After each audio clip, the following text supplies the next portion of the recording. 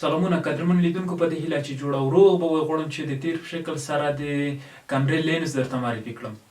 د کمرې دپاره زیات شمېر لینزونه موجود دي چې مختلف نومونه دي او په مختلفو ساحو کې ورڅخه استفاده کیږي.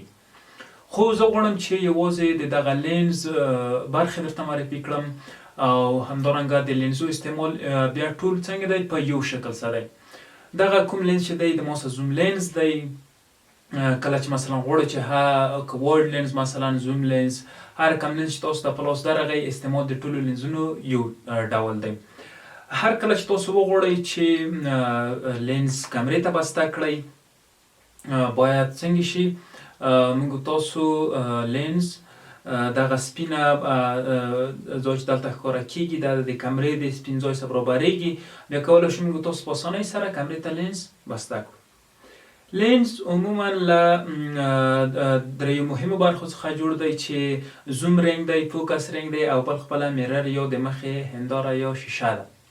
بل دغه د لینز دپاره لینز هوډ دی. د لینز دپاره چې مثلا دلته د ما سره دوه ډوله لینز هوډونه دي. ګورئ باید تاسو کوشش وکړئ چې د ورډ لینز دپاره تاسو باید غټ لینز هوډ وانه چوئ، ولې ځکه چې هغه چې دی دغه ساحه مثلا فراخه ده د انسان د سترګې په شکل باندې دی، نو بیا کیدای شي دغه مخه یې موږ تاسو ته څه مشکل یا سایه جوړه کړي. نو عموما د هغه دپاره باید له دغه ډول لینز هوډ څخه استفاده وکړو.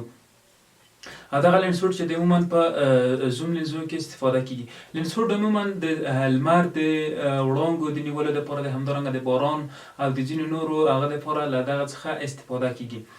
دغه نه وروسته بل چې دی لینز کاپ دی چې لینز کاپ د لینز د ساتلو دپاره ډېر مهم شی دی چې موږ تاسو کولی شو خپل لینز دغه شپ باندې وپوښو تر څو له دوړو او له خاورو څخه څنګه شي موږ تاسو خپل لینز ساتلی وي.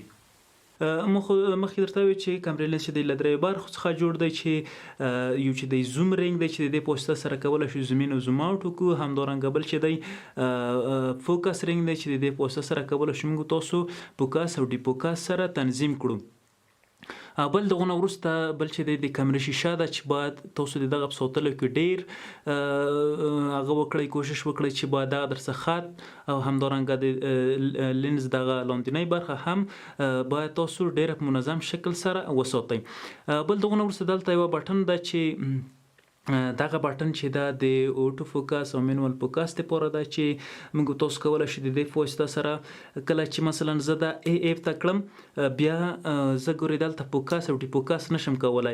فوکس او ډي فوکس خپله کمره په خپله کوي. تاسو باید ډېر کوشش وکړئ چې وروسته دغه نه دغه ته باید تاسو هغه ورنه کړئ چې تاو یې کړئ، یعنې په زور سره بیا د خرابېدو امکان یې ډېر دی. کله چې مثلا غواړئ چې خپله فوکس او ډي فوکس تنظیم کړئ دا بیرته ایم ایف ته راولئ، بیا کولی شئ تاسو فوکس او ډي فوکس تنظیم کړئ. قدرمن لیدونکو دغه د لینز د برخې ویډیو چې ما درته معرفي کړلو تاسو باید کوشش دغه وي چې د لینز په ساتلو کې باید ډېر کوشش وکړئ چې لینز په صحیح شکل سره وساتئ، ځکه چې همدغه لینز په واسطه سره کمره تصویر ثبتوي. نو دا چې د کمرې سترګه ده نو په ساتلو کې باید پوره تاسو څنګه وکړئ کوشش وکړئ. قدرمن لیدونکو تر بلې ویډیو د خدای په امان.